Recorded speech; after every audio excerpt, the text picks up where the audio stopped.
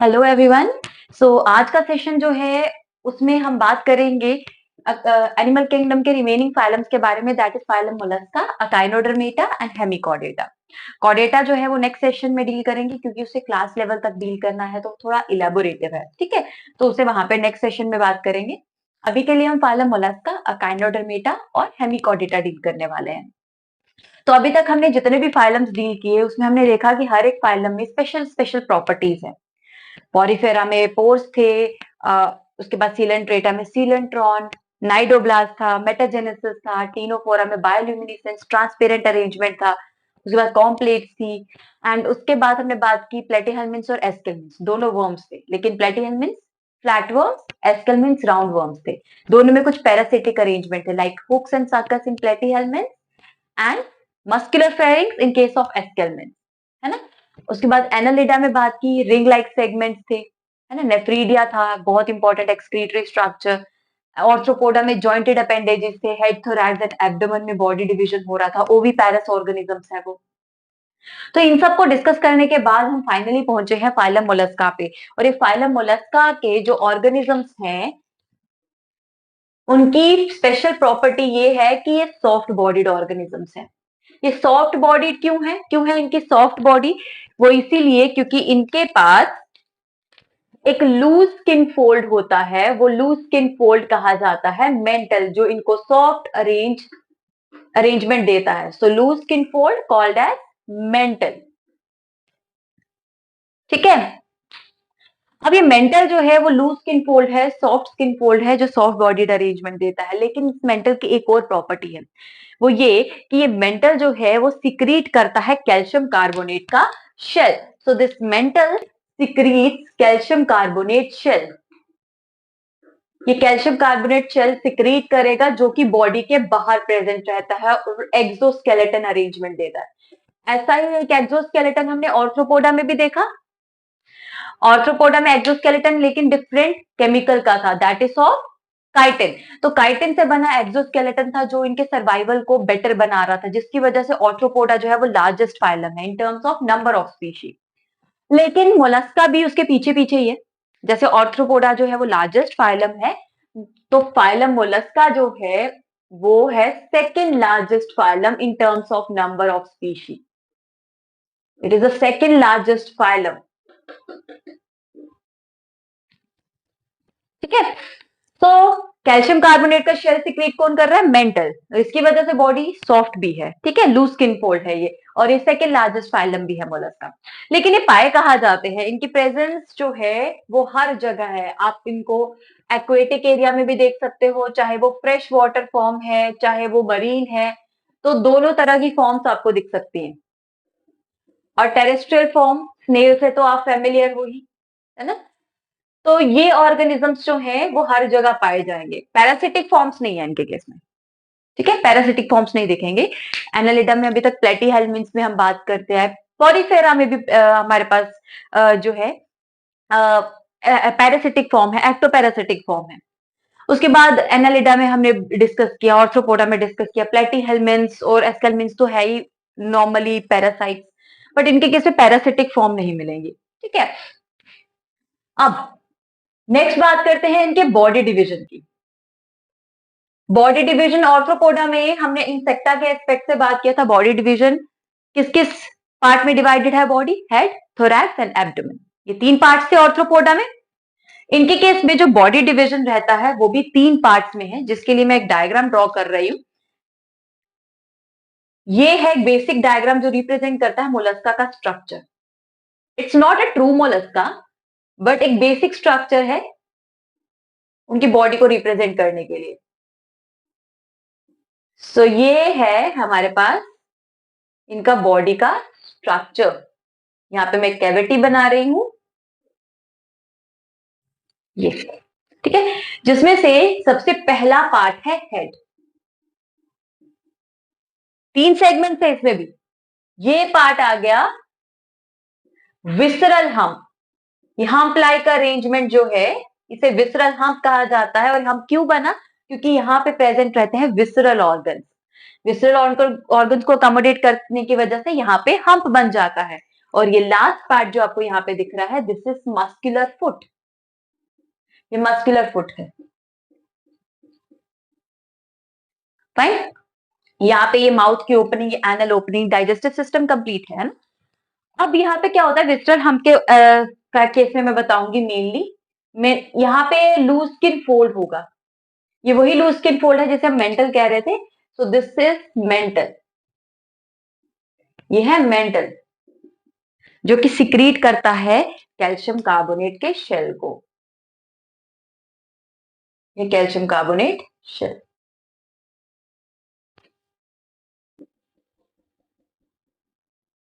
This is calcium carbonate shell. अब इस calcium carbonate shell और मेंटल के बीच की जो कैविटी होती है उसे मेंटल कैविटी कहते हैं। नॉर्मली ये कैल्शियम कार्बोनेट शेल पूरा बॉडी में रहता है, पूरी बॉडी को कवर करता है यूजुअली। तो यहाँ पे मैं कैविटी रिप्रेजेंट कर रही हूँ, this is the mantle cavity. ये मेंटल कैविटी में प्रेजेंट रहते हैं कुछ फेदर लाइक स्ट्रक्चर जिन्हें आप फेदर गिल्स कहते हो। ये फेदर गिल्स हम स्टडी कर चुके हैं पहले लेक्चर में एनिमल किंगडम के बेसिस ऑफ क्लासिफिकेशन के दौरान हमने बात की थी कि रेस्पिरेशन में इनका मेजर रोल है। ठीक है, so these are the feather gills, excretory purpose भी फुलफिल करते हैं बट मेजर रोल जो है वो रेस्पिरेशन में है। तो ये है फेदर गिल्स। उसके बाद हेड रीजन जो है वो मेन रीजन है जहां पे प्रेजेंट रहता है क्या, सेंसरी स्ट्रक्चर्स। तो सेंसरी स्ट्रक्चर मेनली यहाँ पे ऑर्गेनाइज है बट हेड रीजन में कुछ स्टॉक लाइक स्ट्रक्चर्स होते हैं जो कि अगेन सेंसरी है। आपने नॉर्मली स्नेल में देखा होगा कि स्टॉक लाइक स्ट्रक्चर होते हैं, इन स्टॉक लाइक स्ट्रक्चर को ओमेटोफोर कहा जाता है जिनके ऊपर लाइट रिसीविंग सेंसरी ऑर्गन्स रहते हैं। तो this ommatophore is a stalk like structure, ठीक है, जो कि हेड के ऊपर प्रेजेंट रहता है। सो this is about the body division, head, muscular foot and visceral hump. तो ये रिप्रेजेंट कर रहा है एक बेसिक बॉडी अरेंजमेंट जो कि फाइलम मोलस्का में प्रेजेंट रहता है। एक बहुत इंपॉर्टेंट और स्ट्रक्चर है जो कि इनके माउथ से, इनके डाइजेस्टिव ट्रैक्ट से जुड़ा है, that is radula. Radula which is a रैस्पिंग organ, रैस्पिंग organ यानी कि स्क्रब करने वाला काइंड ऑफ। अब इसमें क्या होता है, इसका अरेंजमेंट कैसा है पहले वो बताती हूँ, फिर इसके फंक्शन कैसे करता है वो भी जानेंगे। U shaped tongue like structure होता है इस तरीके से, और ट्रांसवर्स अरेंजमेंट रहता है काइटिनस प्लेट्स का, यानी कि टीथ लाइक स्ट्रक्चर्स होते हैं, ट्रांसवर्स रोज होती हैं उन टीथ लाइक स्ट्रक्चर्स की। अब ये क्या करते हैं, जैसे भी कोई भी फूड आ रहा है, जैसे कोई फूड मटेरियल है, ये टंग लाइक स्ट्रक्चर क्या करेगा, काइटिनस प्लेट्स है इसमें, यहाँ पे ट्रांसवर्स अरेंजमेंट है, ये फूड को इस तरीके से स्क्रब करेगा, रैस्प करेगा ताकि वो फूड पार्टिकल्स इसके माउथ में जा सके। तो ये रैस्पिंग ऑर्गन जो है बहुत इंपॉर्टेंट ऑर्गन है मोलस्का के केस में, ठीक है। Now there reproductive aspect, sexes separate है, सेक्सेस सेपरेट है बिल्कुल, और mostly sexual mode of reproduction रहेगा। एनसीईआरटी इस मोड ऑफ रिप्रोडक्शन के बारे में, फर्टिलाइजेशन के बारे में मेंशन नहीं करता है, बट यहाँ पे मेंशन कर रही हूँ कि फर्टिलाइजेशन जो है वो बोथ मोड्स रहते हैं, इंटरनल और एक्सटर्नल दोनों, इंटरनल और एक्सटर्नल दोनों मोड्स रहेंगे। एंड डेवलपमेंट जो है वो है इनडायरेक्ट, यानी कि लार्वल फॉर्म्स एग्जिस्ट करेंगी, ठीक है। सो लार्वल फॉर्म्स एग्जिस्ट करती है मोलस्का के केस में। अब फाइनली एग्जांपल्स के साथ कंपाइल करते हैं। तो सबसे पहली और इंपॉर्टेंट एग्जांपल दैट इज पायला, जिसे एप्पल स्नेल कहा जाता है। एप्पल स्नेल इसीलिए क्योंकि इसका शेल जो है वो एप्पल की तरह होता है, इस तरीके से शेल रहेगा लाइक दिस, ये है, ये ओपनिंग आ गई शेल की, ये है शेल लाइक दिस। तो इस तरीके से स्ट्रक्चर रहेगा शेल का, ठीक है। ये है पायला। उसके बाद Pinctada, Pinctada the pearl oyster, pearl oyster pearl synthesis करता है मोलस्का में, ये पर्ल की फॉर्मेशन करेगा, इंपॉर्टेंट है। उसके बाद Loligo the squid, octopus the devil fish, इसके केस में स्केलेटन जो है कैल्शियम कार्बोनेट का स्केलेटन इंटरनल होता है, बाहर नहीं होता। तो ऑक्टोपस जो है वो डेविल फिश है। बाकी जस्ट फीचर जस्टिफाई करता है मोलस्का के, इसलिए मोलस्का में रखा गया है ऑक्टोपस को। उसके बाद ये आ गया हमारे पास, नेक्स्ट आ गया एप्लासिया यानी कि सी हेयर, सीपिया यानी कि काटल fish. It's not a true fish, it's a molluscan. ठीक है, काटल फिश जो है वो ट्रू मोलस्कन है, फिश नहीं है। पाइसिस से कोई लेना देना नहीं है कटल फिश का। ठीक है, वैसे ही जैसे हम बात करते हैं ऑर्थ्रोपोडा के केस में, जो सिल्वर फिश है वो ऑर्थ्रोपोडन है, फिश से अगर अगेन पाइसिस से कोई लेना देना नहीं है, बस नाम है कटल फिश। ठीक है, so Pila, Pinctada, Loligo, octopus, Aplysia, Sepia, and yes one more example जो कि अगेन बहुत इंपॉर्टेंट है, दैट इज डेंटेलियम। डेंटेलियम जिसका शेल जो है वो एलिफेंट की टस्क की तरह होता है, that's why this organism is called as elephant tusk shell. इस तरीके से शेल रहता है इसका। ठीक है, ये है बेस, ये आया शेल, इस तरीके से, that's why elephant tusk shell. So this is about the Mollusca. हमने ये फीचर्स जो है मोलस्का के केस में डिस्कस किए। Now will talk about phylum Echinodermata. So let's talk about phylum Echinodermata. So Echino term represents spine. Dermata means dermis, skin. ठीक है, सो ये नाम जस्टिफाई करता है, रिप्रेजेंट करता है that these organisms are spiny skinned. और स्पाइनी स्किन्ड क्यों है? क्योंकि इनके पास, इनकी स्किन में एम्बेडेड रहते हैं कुछ structures, that is calcareous ossicles. Ossicles जो कि इनके स्किन में एम्बेडेड रहते हैं, और इसी ऑसिकल्स की वजह से इनकी स्किन जो है वो स्पाइनी लगती है। इनके ऊपर हाथ फेरोगे तो स्पाइनी और कांटेदार अरेंजमेंट लगेगा आपको, तो वो इसकी वजह, ऑसिकल्स की वजह से। ठीक है, तो these are spiny skin. Echino again mean spiny, dermata mean skin, तो स्पाइनी स्किन ऑर्गेनिजम्स है ये। अब अकाइनोडर्मेटा जो है, जैसे हमने सीलन टीनोफोरा की बात की थी कि वो एक्सक्लूसिवली मरीन है, वैसे ही अकाइनोडर्मेटा जो है they are exclusively marine with no fresh water form, terrestrial form भी नहीं है कोई। ठीक है, तो एक्सक्लूसिवली मरीन ऑर्गेनिजम्स है और कोई हैबिटेट नहीं है इनका। ठीक है, अब इनके बारे में बात करते हैं, इनकी कुछ स्पेशल प्रॉपर्टी के बारे में बात करते हैं। स्पेशल प्रॉपर्टी जो है वो है that they have water vascular system. Water vascular system present है इनके पास। ये वाटर वेस्कुलर सिस्टम जो है कुछ पर्टिकुलर पर्पस फुलफिल करता है, इनमें कुछ मैकेनिज्म्स को फुलफिल करेगा। वो मैकेनिज्म्स कौन कौन से हैं? वो मैकेनिज्म्स जो है, सबसे पहला तो locomotion.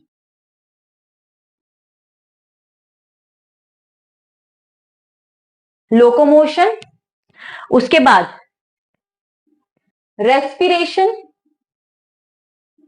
And the third very important, food capturing.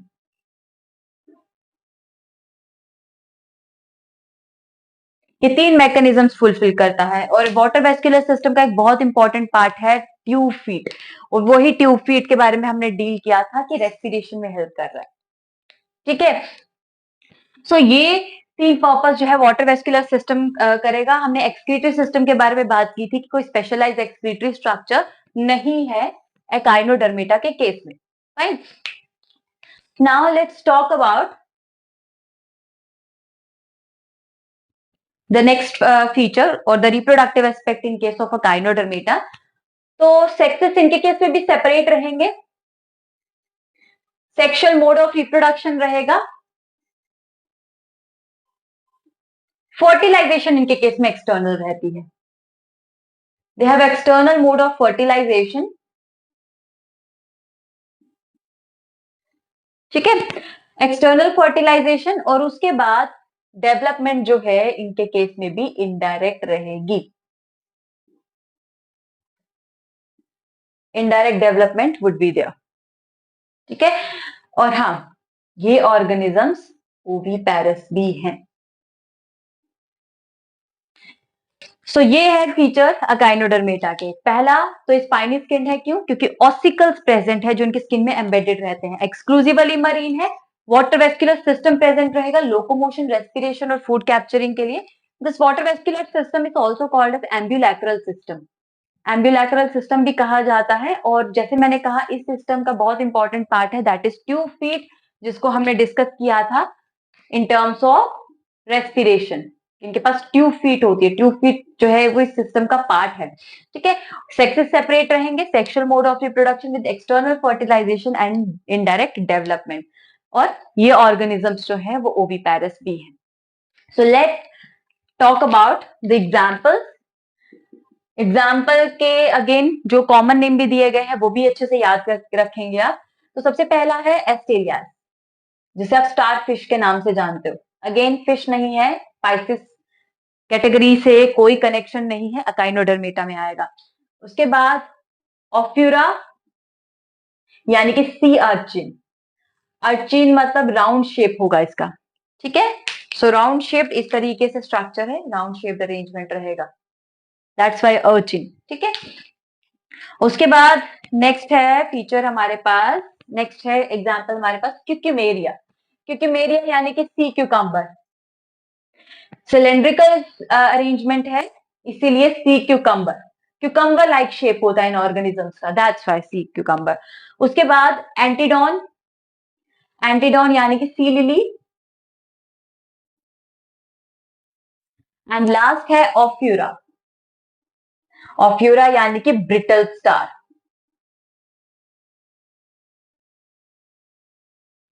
ठीक है।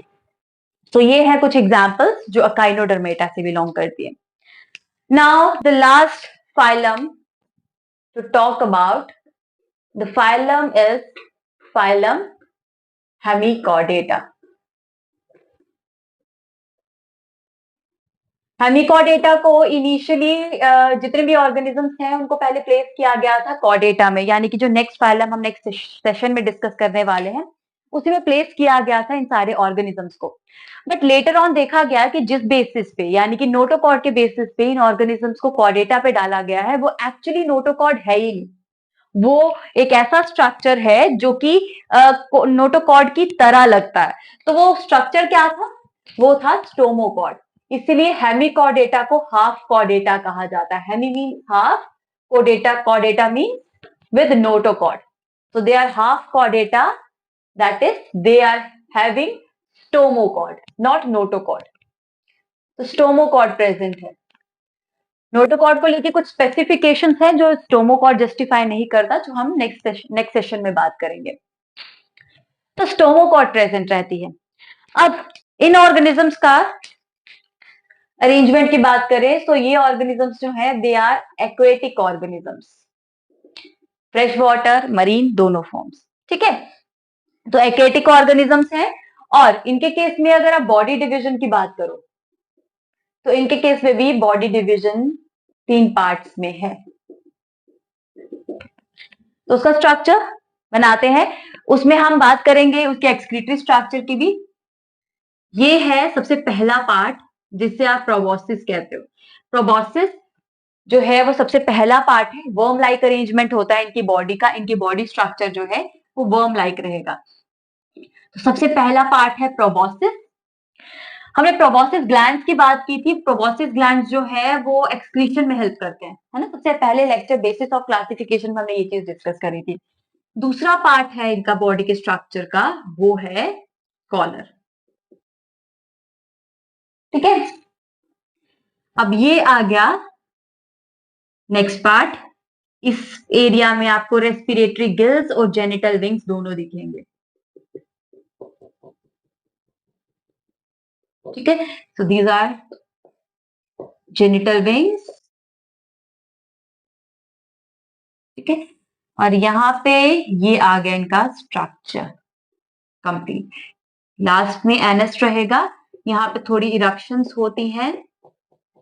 ये इरप्शंस लीवर लाइक स्ट्रक्चर जो डाइजेस्टिव एंजाइम्स रिलीज करते हैं उनकी वजह से है, इसीलिए इसे कहा जाता है हिपैटिक सी के। So this is the structure of hemichordata, जो worm like है, proboscis, collar, and this part, the long part is called as trunk. ये 3 sections हैं. अंडरलाइन कर रहे हैं इन 3 पार्ट्स को, proboscis, collar and trunk. ठीक है. तो ये है हेमिकॉर्डेटा के बारे में. और कुछ चीजें यानी कि इनका reproductive aspect, again sexes separate है. सेक्सेस सेपरेट है. सेक्सुअल मोड ऑफ रिप्रोडक्शन रहेगा. ठीक है. उसके बाद फर्टिलाइजेशन एक्सटर्नल फर्टिलाइजेशन है विथ इनडायरेक्ट डेवलपमेंट, यानी कि लार्वल फॉर्म एग्जिस्ट करेगी. और ये जो हमने स्ट्रक्चर बनाया है वो एक बहुत इंपॉर्टेंट एग्जाम्पल का स्ट्रक्चर है. ये है बेलेनोग्लॉसस. और उसके अलावा एक और एग्जाम्पल है जो एनसीईआरटी मेंशन करती है, दैट इज सेकोग्लॉसस. ठीक है. Again this is all about Hemichordata. So आज के लेक्चर में हमने मोलस्का, अकाइनोडर्मेटा एंड हेमिकॉर्डेटा की बात करी. तो ये 3 फाइलम्स को कंप्लीट करने के बाद we are left with phylum Chordata, जो कि अगेन हमें क्लास लेवल तक करना है, जिसमें हम बहुत इंपॉर्टेंट चीजें डिस्कस करेंगे. तो तब तक के लिए ये पूरा पार्ट जो है वो रिवाइज करें. बेसिस ऑफ क्लासिफिकेशन जो है मैं बार बार कह रही हूँ वो पढ़ेंगे और उसे सीक्वेंशियली स्टडी करेंगे, तो ये चीजें याद करना बहुत ईजी हो जाती है. तो सबसे पहले क्या करना है, बेसिस ऑफ क्लासिफिकेशन स्टडी करेंगे, क्योंकि उसमें एक पैटर्न है. आप मतलब पॉरीफेरा से लेकर अगर कॉर्डेटा तक आओगे तो स्पेसिफिसिटी इंक्रीज हो रही है, एडवांस्ड फीचर्स बढ़ रहे हैं. ठीक है. तो वो आपके लिए लर्न करना बहुत ईजी है. एक टेबुलर फॉर्म में अरेंज करके उसे लर्न कर ले और वो बहुत ही ईजी हो जाएगा. ठीक है. तो सीक्वेंशियली याद कर लें कि मतलब यहाँ पे सेल्यूलर फॉर्म है, सेल्यूलर अरेंजमेंट है, उसके बाद 2 में टिश्यू लेवल है, उसके बाद सब में ऑर्गन और ऑर्गन सिस्टम आ जाएगा. प्लेटीहेल्मिन्थ में ऑर्गन और organ system, then organ system. तो इस तरीके से सीक्वेंस में आप लर्न कर सकते हैं उसे. उसके बाद जब वो बेसिस ऑफ क्लासिफिकेशन कंप्लीट हो गया, उसके बाद फाइलम्स में जो मेन फीचर्स हैं वो इनके नाम में ही है. पॉरीफेरा में पॉरीफेरा, और बेयरिंग, ऑस्टिया, ऑस्किलम. ठीक है. तो मेन फीचर ऑस्टिया और ऑस्किलम ही है. उसके बाद छोटी छोटी चीजें हैं जो हमें याद रखनी है. ठीक है. उसके बाद सबके नाम याद हो जाएंगे. अगर नाम के बेसिस पे फीचर याद हो जाएगा उनके पास, उसके बाद उनका रिप्रोडक्टिव एस्पेक्ट. बाकी नाम के बेस पे जितने भी फीचर्स हैं उनके साथ ही छोटी छोटी चीजें जुड़ी हुई हैं. जैसे कि हमने बात की स्पाइनी स्किन है क्योंकि ऑसिकल्स प्रेजेंट है. मेंटल की वजह से लूज स्किन अरेंजमेंट है, जिसकी वजह से सॉफ्ट बॉडीड अरेंजमेंट है ना. और वही mantle calcium carbonate shell release secrete करता है. तो एक अगर नाम के बेसिस पे अगर आपको फीचर याद हो गया तो उससे कनेक्टेड आप बहुत सारी चीजें याद कर सकते हो. ठीक है. तो यही अरेंजमेंट रखना है याद करने का. पहले बेसिस ऑफ क्लासिफिकेशन उसको अच्छे से याद कर लेंगे, फाइलम्स का सीक्वेंस याद कर लेंगे, तो वो पार्ट हो गया. उसके बाद नाम वाले features and then reproductive aspect. ठीक है. उसके बाद बात रही एग्जाम्पल्स की, वो धीरे धीरे लर्न हो जाएंगी. जैसे जैसे आप रिकॉल करते जाओगे वैसे वैसे भी याद होती जाएंगी. फाइन. सो अब यहाँ पे एंड करती हूँ मैं इस पार्ट के साथ. नेक्स्ट सेशन में हम बात करते हैं कॉर्डेटा के बारे में.